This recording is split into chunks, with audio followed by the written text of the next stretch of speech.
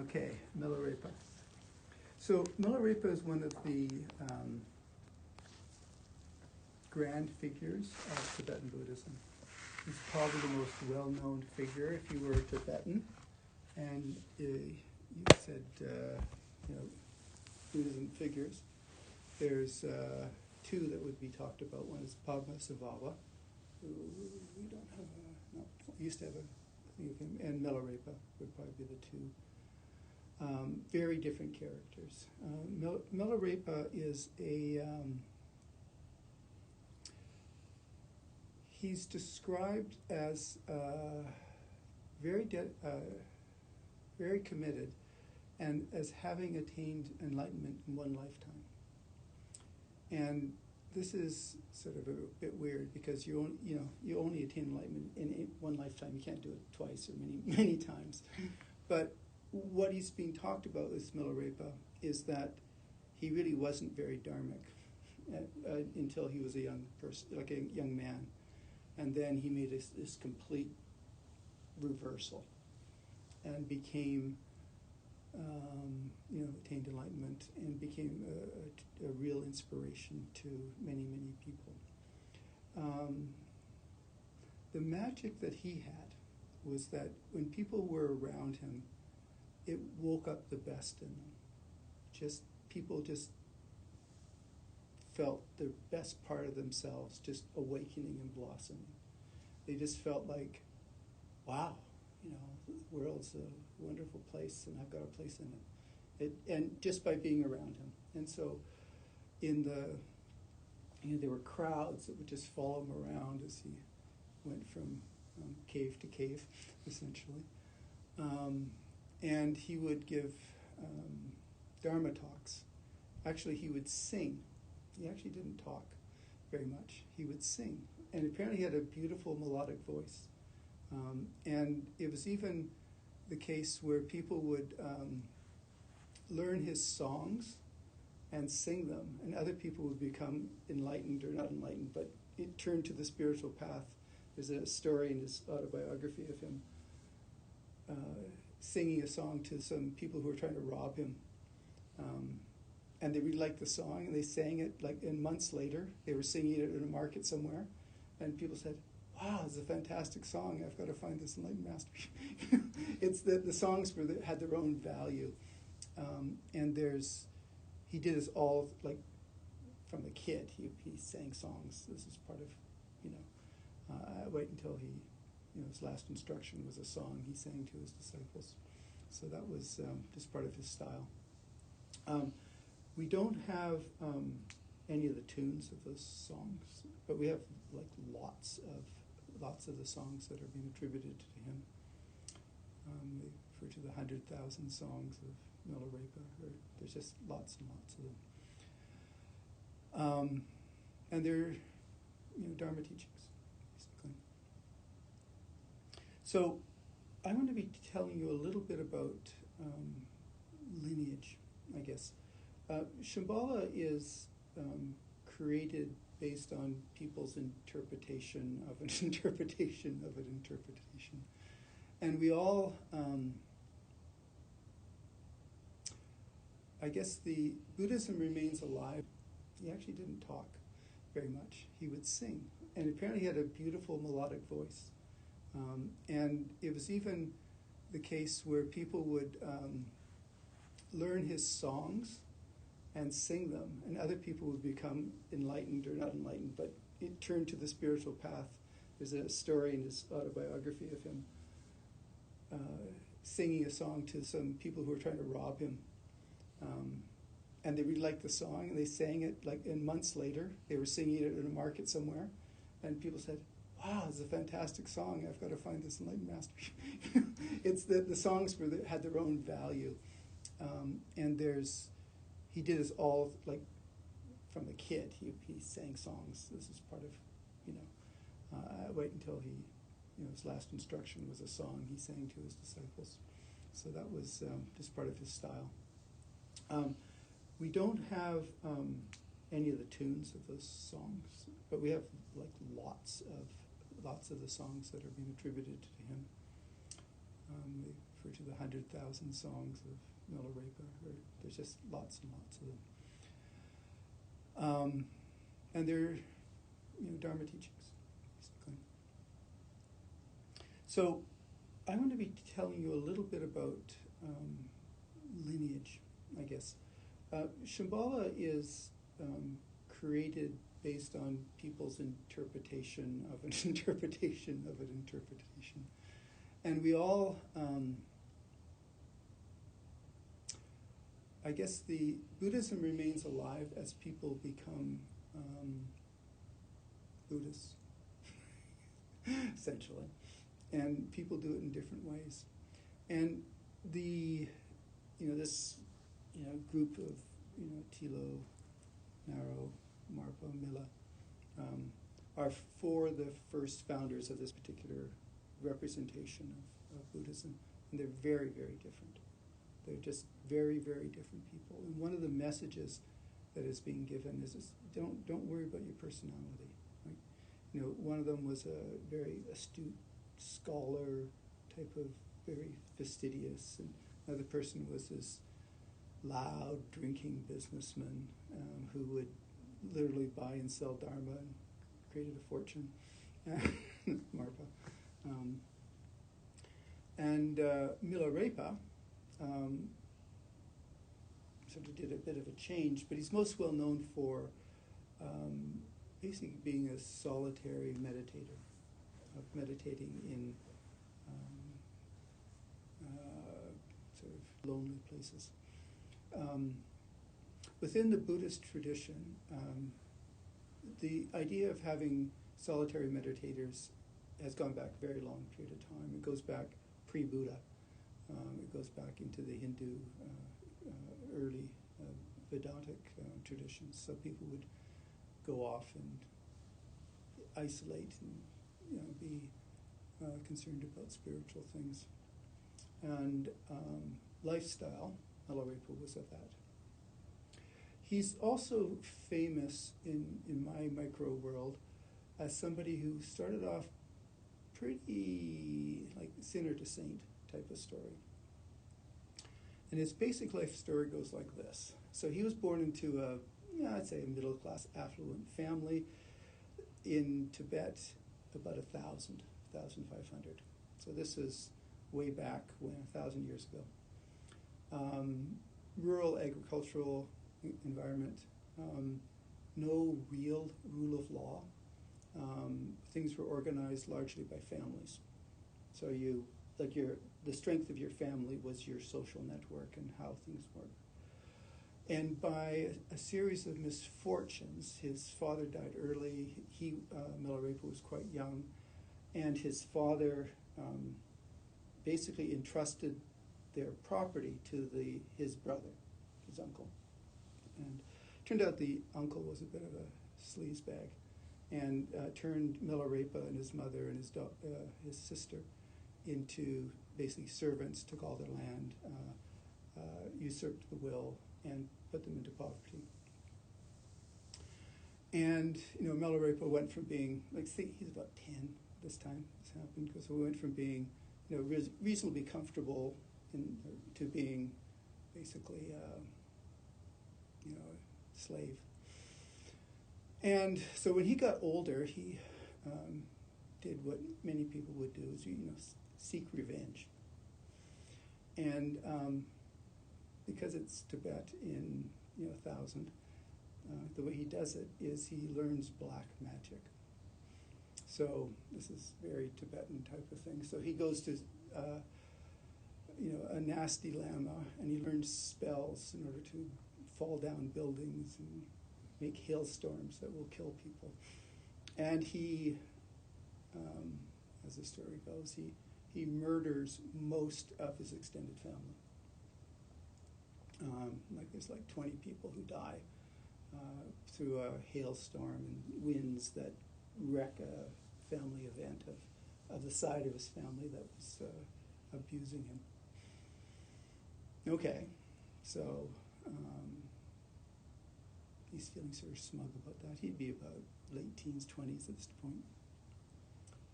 And then they start the survivors, the uncle and the aunt who were the main perpetrators, survive, and they start organizing more sort of vigilantes against Milarepa and his family. And so he threatens them again, and then he brings down hailstorms that ruins the whole crops of the whole region. Not a very popular guy. And so he's studying with this, black magician. And the magician is, getting him to essentially send, black magic spells to deal with his enemies. And so he's at this stage saying, look, I don't think I'm actually doing any good in this world, right? I don't actually feel any better having just, in his mind, murdered, dozens of people. I need to find, I need to turn, like he's afraid of bad karma, basically. And he had a very strong belief that, your actions have reactions, which they do. But he was very much afraid of being punished and going to the lower realms through his actions. So he wanted to find religion. And then he, his black magic master said, yeah, sure, there are people like that. I can send you to them. So he went out searching for them. And the first one he met, I forget the guy's name, but he was from the Nyingma tradition. Said, yes, I have the teachings. And if you read the thing, they tell you what the teachings are, and they're recognizable, Nyingma teachings. And he said, these are really, really powerful. If you meditate on these, even just for a single day, you'll attain enlightenment. And so, what does Milarepa do? He says, well, that's great. I can do it tomorrow. He does nothing at all. He just lounges around, just, hangs out, talks to people, drinks beer, says, don't worry, I'll be enlightened tomorrow. I'll start doing this tomorrow. Anyway, that goes on for months. And and so this guy says, look, yeah, I don't think this is working, right? Maybe you should, and he said, I think, you should find this other teacher. And the other teacher is Marpa, who turns out to be his teacher. And so he goes in searching for Marpa. And Marpa's he's quite a character too. So Marpa is Tibetan. And he's the first Tibetan in this lineage. So he got his teachings from Naropa, who was an Indian. And so he'd go across the mountains to India to get the teachings and come back. And he very much identified himself as a student of Naropa. And there's all these stories, canonical, which I could tell you about how his interactions with Marpa. Modern scholarship, probably they never met. That Marpa had been, Marpa came too late. That Naropa was already dead by the time he got there, but he clearly assimilated the teachings. So he got these teachings and it sort of internalized them.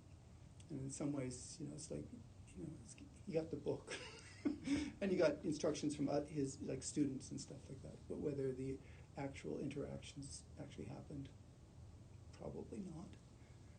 But he clearly did get something from this. And so he was largely, he was a farmer or a businessman. He was married. He had he had a couple of kids. And if you wanted teachings from him, you'd have to give offerings. Basically, you have to buy them, make substantial contributions. And people talk about giving their whole farm in order to get the teachings. And so Milarepa comes along and says, I want the teachings. And he says, what do you have to offer? He says, my body, speech, and mind. I don't have any goods.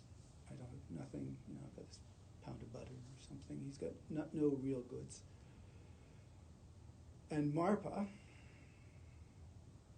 first of all, as the story goes, recognizes that Milarepa actually is a substantial talent and will be one of his Dharma heirs. So he recognizes this almost immediately. In the story, he recognizes it before Milarepa even arrives. He has a dream that Milarepa is coming and he arrives. So there he is. And so Marpa says to Milarepa, well, you have a choice.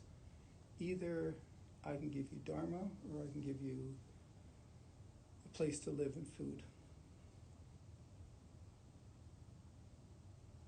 And because Milarepa had nothing, he took the food and the accommodation. He basically worked for Milarepa for years doing. And one of the things that Milarepa did was he got him to do like hard menial tasks, and he got Milarepa to build a tower, like 6 stone blocks and stuff. If you look at the bookmark is there's a picture of Milarepa's. There's a picture of the tower that was actually built, and he had to build it by himself. He couldn't get any help. He had to move all the stones and put it in place. And Marpa would come along and say, build a tower that's circular and it's over here. And then he'd come back a couple months later and says, why are you doing this? And he'd say, you told me to. He says, oh, I must have been drunk. Take it all apart, move it away. And then he'd say, build a square tower over here. And so he'd start building his tower, and then after a couple months later, he'd say, "Why are you doing this?" Get him to tear it down, and Milarepa says, "Look, I could keep building this stuff, and I will, but when am I going to get the teachings?" And when you finish the tower, and then he'd say, "Build us another tower," and they'd start, and then they'd take it apart again. What's happening here? And this is one for years, right? Now, in the Tibetan culture at that particular point, it was actually illegal to build defensive towers. And one of the commentators says that what was sort of happening is that there was actually a logic to building and not building them, because people would say, the people who were looking at Marpa would say, look, they're not really building a tower, they're just playing around. Right? So it was creating a diffusion, but Milarepa didn't have any sense of this, and he was just, do this, do that. To the point where he was just like frantic. He'd gone from being a murderer to now being a laborer, building towers. This was just nothing.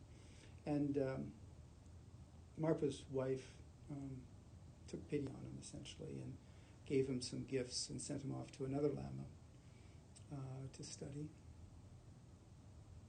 And even though this Lama gave him instructions, and like legitimate instructions, it didn't catch. He had no inner experience with this other Lama. It just wasn't, like he was doing the things sort of, but there wasn't that spark or whatever. And eventually, after a series of events, he comes back to Marpa. And Marpa says, okay, I think now you're ready.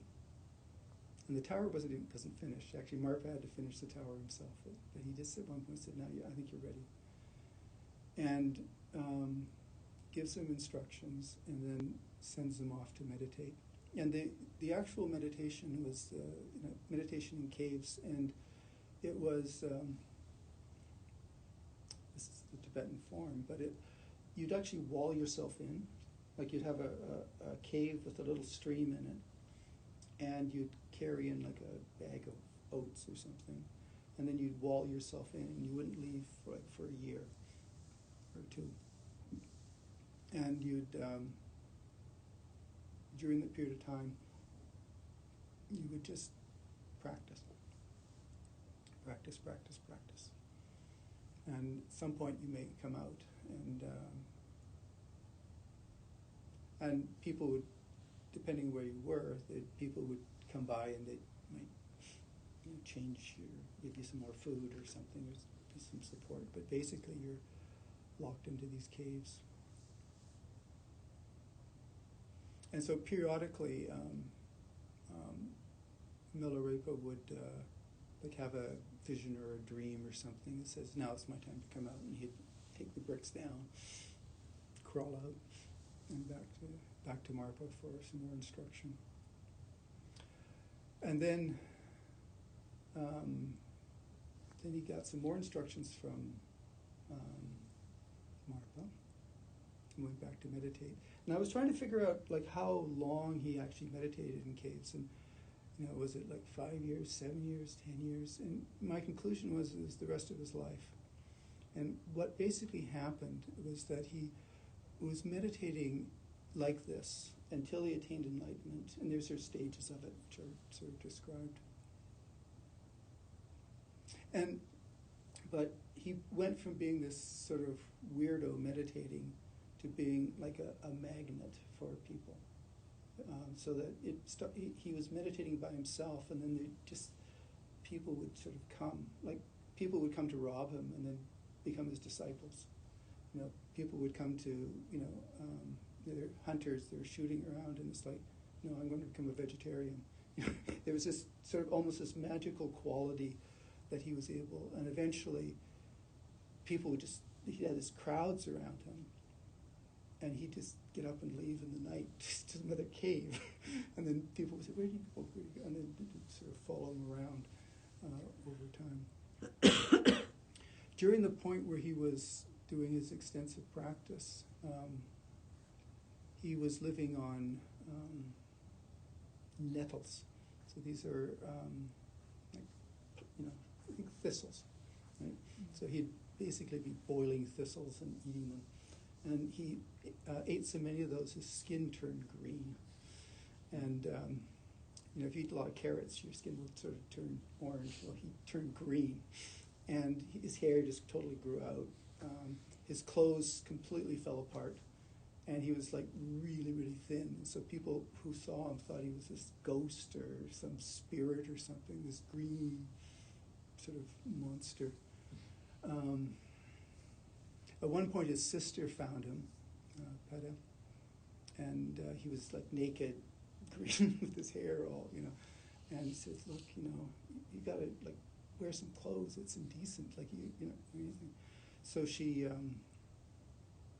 gave him a piece of cloth, and he came back a week later, and he had cut the fabric into little tubes, and put a tube over his penis and over each of his fingers and over each of his toes.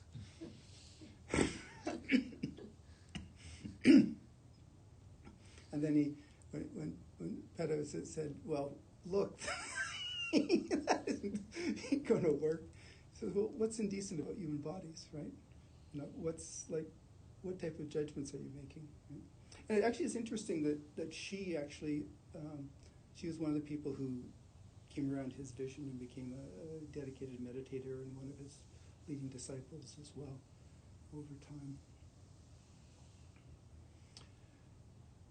What other things I want to say about him? I'm going to, just the linkage to the Shambhala tradition. So within within Shambhala, Milarepa has a particular value or salience as well. Many Shambhala centers, and Ottawa's had this in the past, has a Milarepa Day. And what the day is you come together and you basically read through this book called The Rain of Wisdom. And it's a series of collected songs and stories of the great Kagyu masters, who were not just Kagyu, but basically Tibetan masters, and including some by Milarepa. And it's a tradition that you get there in the morning, and there's somebody reads one section, the next person reads read it through sort of together. Usually held in March sometime. So we're not having a Milarepa day. We're having a Milarepa half hour, something like that. I will end with one of his teachings, which I really like, and I'll read you a little bit from here on it. And this is a story of, he basically would teach anybody who showed up for anything. So unlike Marpa, where you had this whole elaborate whatever to get the teachings, if you just showed up, he'd just be there. He'd sing to you, right? If you asked a question, he'd sing you a song. And it was just how he'd do it. And this particular context, he was moving between one cave and another, and he was in a small town. And this woman said, "Well, who are you?" And he sort of interesting and started a conversation. And she was described, Alderbum, that's her name, who, as attractive, well-dressed, somewhat affluent, who lived a busy life with kids and husbands and all that sort of stuff, but had some intuitions, spiritual intuitions. And so she was interviewing him, asking him a series of questions about his view, his experience, what's enlightened mind and all those sorts of things. And as part of it, he gives her some meditation instructions. And I'll just give these to you in a simplified form. But what he says, he uses four sort of metaphors. He says, in meditation practice, be as stable as a mountain. Think about the solidity and solidness of a mountain. In meditation practice, think about being as vast and limitless as the open sky.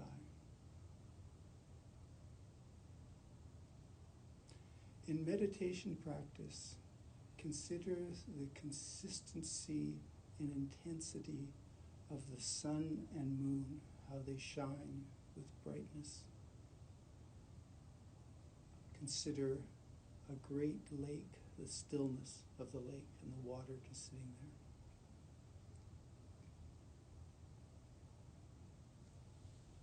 Okay, so she goes off and she comes back and says, I can sort of get this, but when I meditate on the mountains, there's all these like trees and bushes and they're all moving around and all that sort of stuff. I meditate on the sun and moon, and there's these stars and there's these eclipses and they go out and get blocked, and I meditate on this big open sky, but then there's clouds and storms happening. And I'm sort of thinking about this still lake, but it's bouncing up and down. There's waves and things. And I'll read his response to that.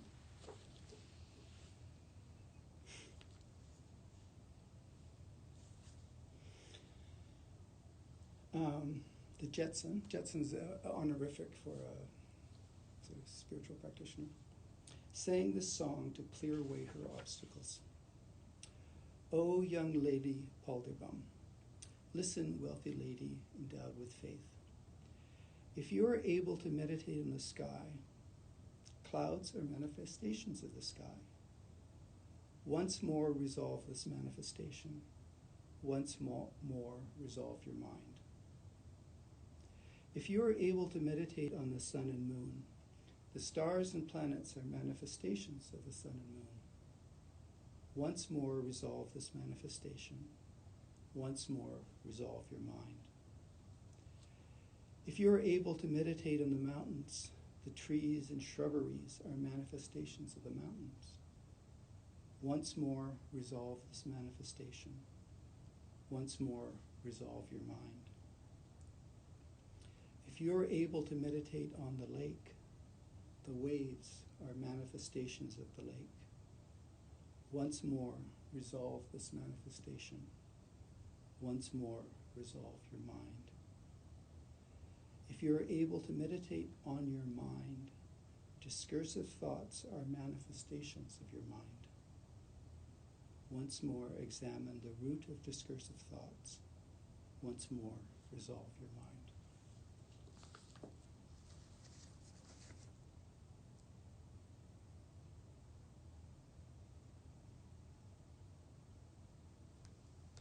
So we'll stop there. If you have any questions, comments.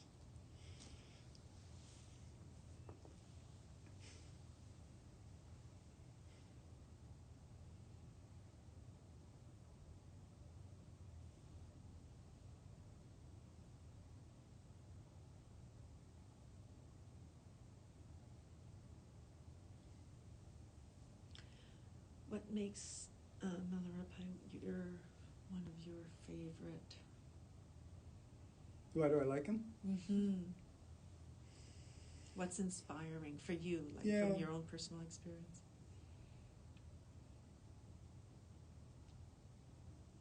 That's a good question. How he bumbles around and he makes a lot of mistakes in his life, and it's so imaginable, his decisions about what he does when. It becomes really the way he was given really good instructions and says, I'll do it tomorrow, right? How he gets drawn into, coercive revenge, and how and then he basically says, look, I got to get clean of this, right? And even as he's getting, going on the spiritual path, he isn't in any sense normal, right? He's the guy who's got the little gloves on his fingers and toes, right? Turn green with nettles. But he radiates this goodness, right? And more to the point, he ignites it in other people. And it's that is inspiring, right? And it's not we spend a lot of time trying to be, good people, or being, get the approvals of others or something like that. He had just given up on that. He'd just say, this is impossible. I cannot, there's no way, unless I attain enlightenment, there's no way that I can get out of this mess. And I'm not even going to settle for, the love of my parents or my, there's all sorts, it's a bit of a Buddha type story where, he had the opportunity to build a comfortable life or whatever. But he said, no, he said, this isn't, I can see it all too clearly how the whole thing dissolves and it becomes, bloodless, bloody, feuds amongst, people over property, and I'm not going to do that. I'm just not going to do that. I'm going to, I realized that there is this, I guess, emptiness and compassion as the essence, and I'm not going to wander. One of Milarepa's, I guess in terms of me personally, throughout my meditation experience, occasionally people will give me instructions, and I'll say, that's really good. Where'd you come from, Milarepa? Oh, that's really Milarepa. Well, Milarepa. There's the whole series of them that that really speak to me. And you speak at different levels at different times, but there's just a lot of them. So, what's the one that kind of stuck out the most to you? Maybe at a early point in your life, or just a more poignant point in your life? Then? In terms of the instructions? Yeah, any particular instruction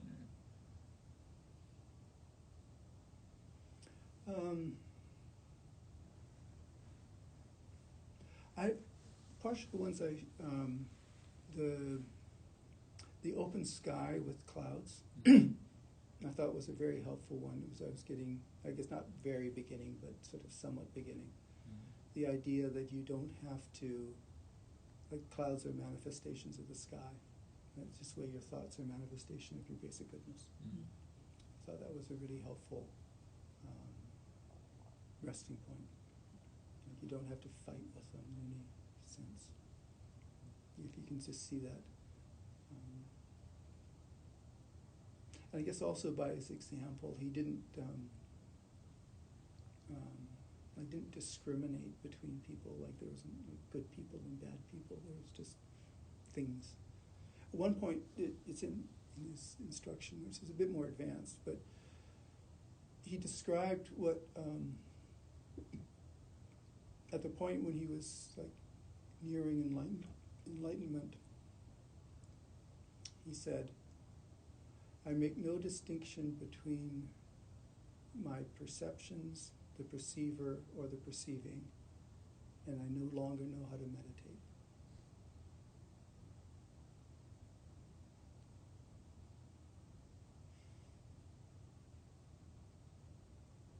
That's a more advanced instruction.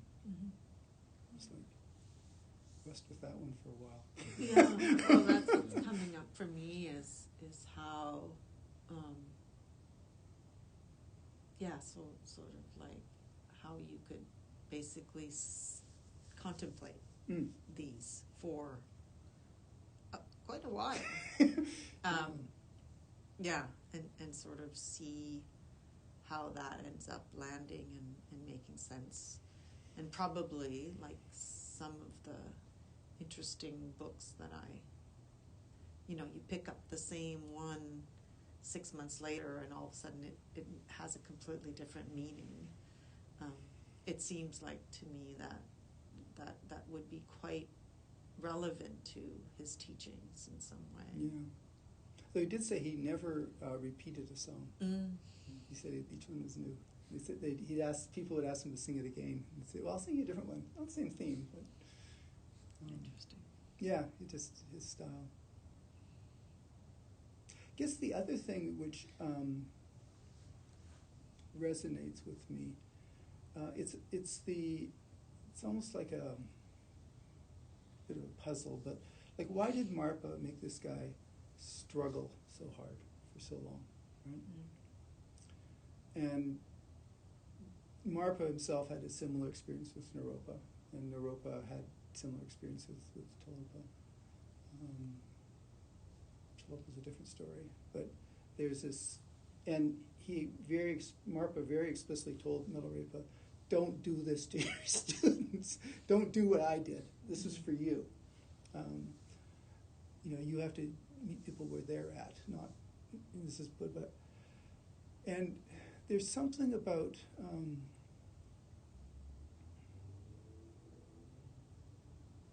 it's like making an effort. It's like somehow, in order, and I guess this is part of Milarepa's story as well, is that I could hand you this book, right? And you could read it, and you may or may not get any spiritual benefit from it. But if your mind is prepared in a certain way, a single phrase from this book could open up your heart and mind. And a lot of what Marpa was doing was creating the conditions, like for a vessel. And if you think about it in your life, there's a lot of things where you need to do you need to get your whole system sort of focused on it. It's like if you do I'm thinking about meditation retreats specifically, where you travel, you take the time off, you make the arrangement. You're sitting on the same cushion that you would have sat on at home, right? And you could maybe sitting for the same amount of time. But there's something about all those sorts of stages that they're moving towards it. If you go to see the Pope in the Vatican, his chambers are through 3 big doors. You go into the first one and you wait. You open the door. You go to the second one, you wait. You go into the next one, you wait. And then you meet the Pope. Right? There's a preparation. There's a symbolism that goes with it. And Marpa was creating a very elaborate set of doors that Milarepa had to go through before he could meet the master, so to speak, as the master.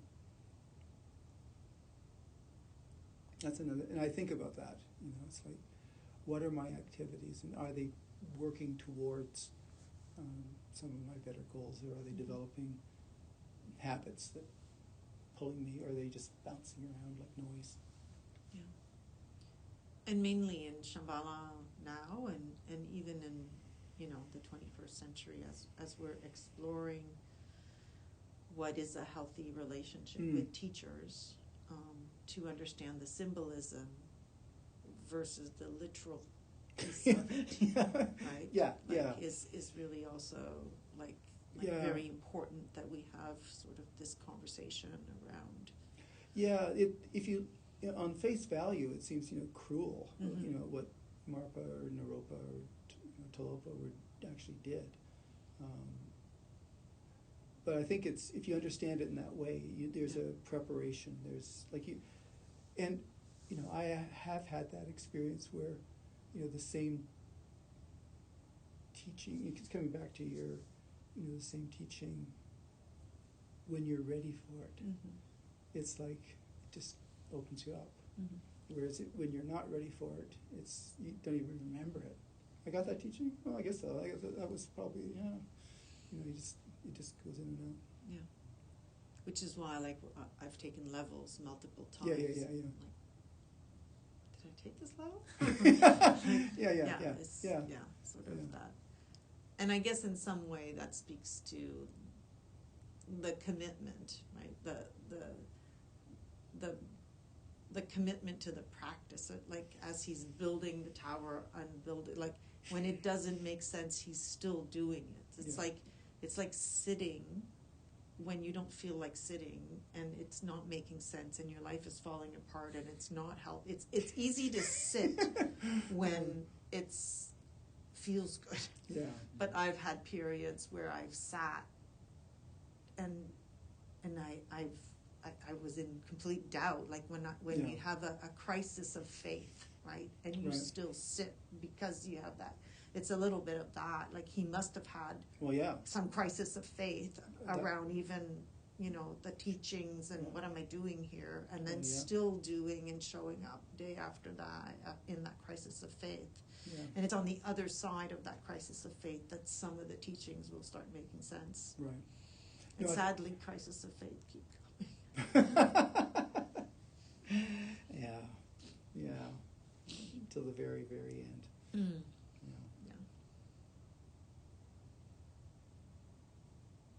Comments? Do you want to be like Milarepa? Apparently, everybody who was at I don't want to be green. Apparently, everybody who was at his funeral went off and meditated for the rest of their lives. Wow. And so interestingly, the Kagyu tradition was continued because the person who was going to be his Dharmir missed the funeral. It was Gampopa. And Gampopa was the first person in the lineage who sort of wrote it down, created a bit of a system. Like Naropa had a bit of written down stuff, but Marpa, not so much. Milarepa, nothing. Like, he was just emanating. But it was Gampopa who collected the bits and pieces and made a bit of a system out of it. And it's like the St. Paul in Catholicism took Jesus' words and made a church out of it. And it was Gampopa who wasn't at his funeral. He was on the other end of Tibet at the time he died.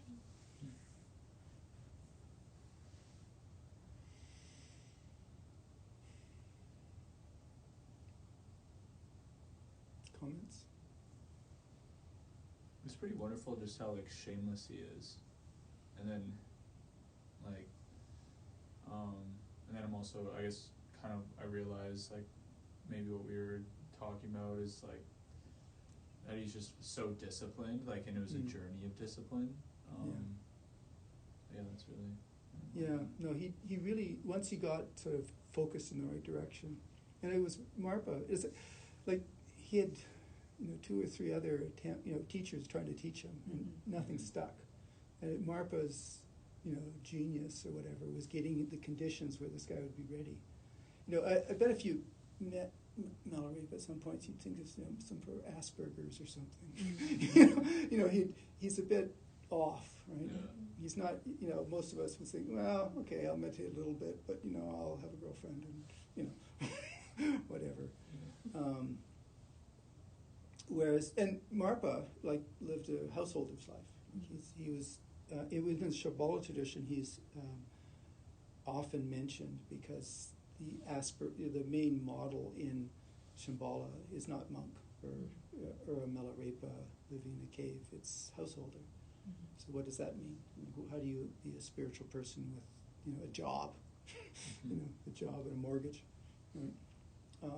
And Marpa had jobs, and I'm not sure about mortgages, but he had household responsibilities and ran a little thing, whatever. So that's Milarepa was. It's sort of like there's this real focus that he took on, and he got somewhere. And I guess with all those little flashes of insight that he spread to people 1,000 years later.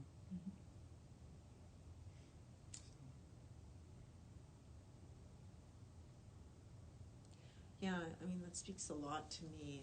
I remember when I was doing my master's, we had this teacher who,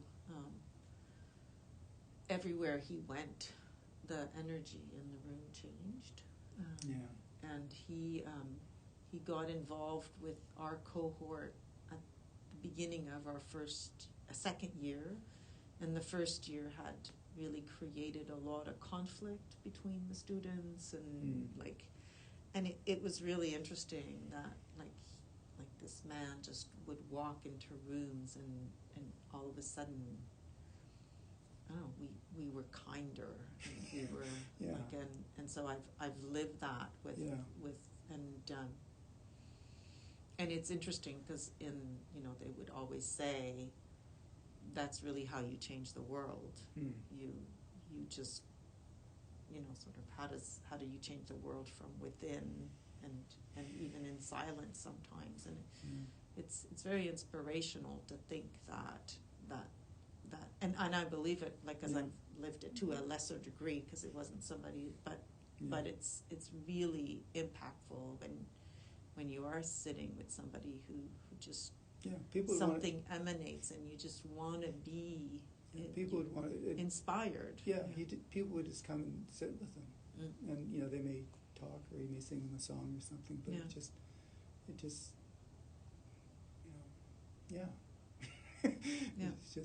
it just touched something. And so as I said before, when did he stop meditating? Well, never really. Just people just sort of came to him, and he literally would, if there was too much of a buzz, he would just go off to another cave. There's a whole list of the caves that he's in the and so they kept the story alive quite a bit. So people the version that I was reading, which was here. This was written in the 1400s. So this is around the time Columbus was doing stuff. And it was based, so this is about 400 years after he'd lived. So, but it was a collection of stories. It's worth reading. It's actually quite a bit of fun. There's lots of, there's one, I'll finish one more story and then, so there's a whole thing after he died. There's this talking to his ghost type of thing. And there's a interaction where they say to all these people around him, and they were saying, I heard rumor that all the gold that he collected, he buried under his meditation seat,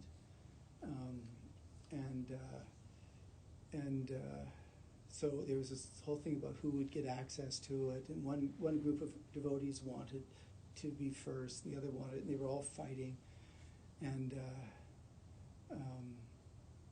Milarepa ghost at this point, said, go take a look, and they took a look, and there was nothing there. And he said, "Ha ha! Whoever told you there was gold there was full of shit," using that word. It's just he has this sort of quirky, irreverent quality, and that was that's how they represented his ghost at the years later, and so this he exists as a sort of a folk hero for the people who are just a little off. Except you and I, of course, we're not. Okay, so one of the things we do here sometimes is dedication of merit. Mm-hmm. So I'm going to ring the bell once, and then I'm going to do the 8 line, which is the Buddhist and the Shambhala one. It's just the Shambhala one at the end, so they'll come in line 5 when if you don't know the ring.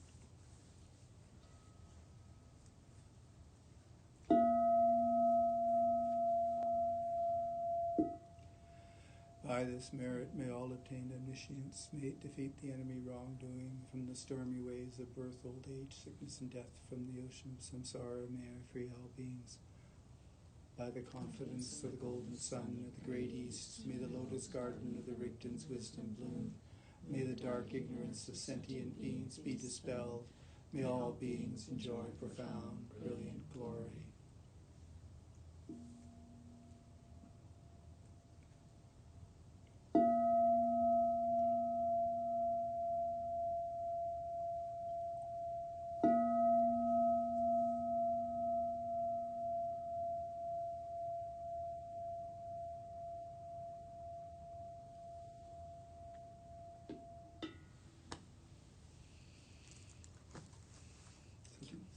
So much. Yeah.